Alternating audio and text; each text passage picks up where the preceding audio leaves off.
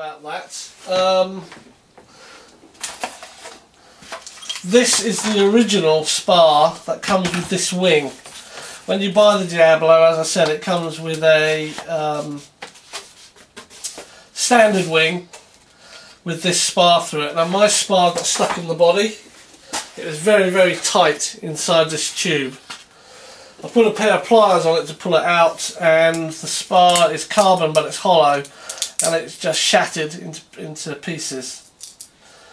What I've done, I've actually now got solid carbon spars. They don't add a huge amount of weight, and you can, if they are a bit stiff, you can manhandle them a bit by putting pliers on them and pulling and pushing. So there you have it. This spar, as I said, would normally go through the body.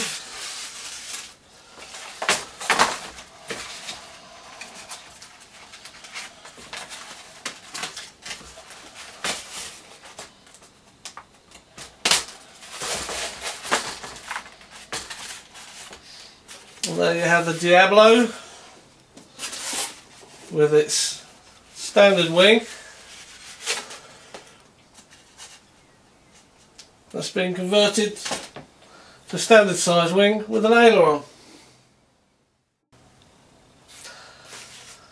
The other thing I've done with the Deablo is I've modified the ducted fan unit so it sits on top. A lot of Deablo owners are doing that. It allows for a very smooth underneath. You can reinforce this with fibre tape instead of having the ducted fan unit underneath. And in order to facilitate that, because I have brushless motor, it has 3 wires coming down. What I've done is cut this end off here so it can come off, and with the brushless fan unit on you can slide this in place. Yeah, you can see I put magnets in. This piece can just be clipped back in when I don't have anything on top.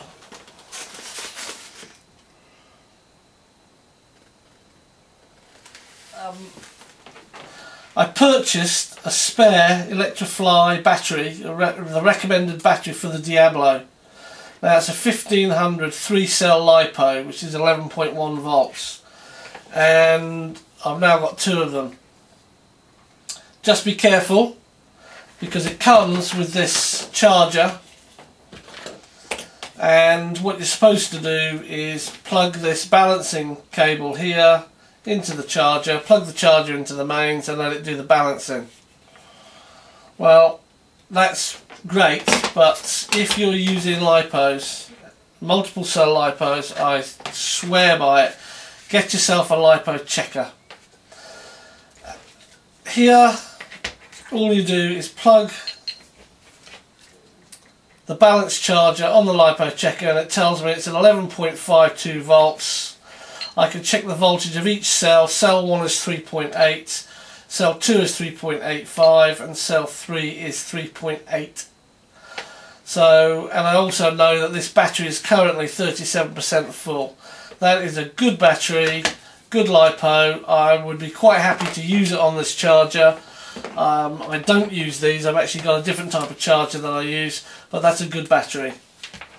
Here is another battery, exactly the same, that would still fit on here without any problems, and you could go away and charge it. It could possibly explode on you because this is a dead battery. I plug it onto the checker. The checker is totally confused. It thinks it's some sort of nickel metal hydride battery. It's seeing cells 4, 5 and 6 and 7 and nothing else. Cells 1, 2 and 3 it cannot see, and it's saying there's 0.2 volts in cell 4, which is complete rubbish. When you put a voltmeter on this battery pack, it comes out at less than 9 volts. When you put a voltmeter on this battery pack, it comes out at 11.5 volts, which is exactly right.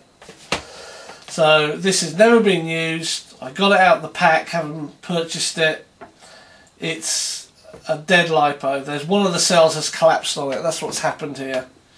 And for the sake of this little device, which basically costs, in the UK it costs around about £15, that might be $25. They're a godsend. You just plug in your battery and you know straight away if you've got rubbish or not. This is a rubbish battery, it will be disposed of. This battery here looks exactly the same.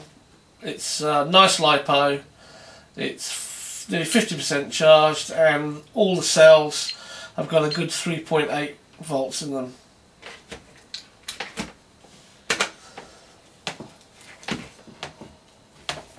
Don't risk it with LiPos. You put that on charge, leave it in your house, you could end up without a house because of the fire.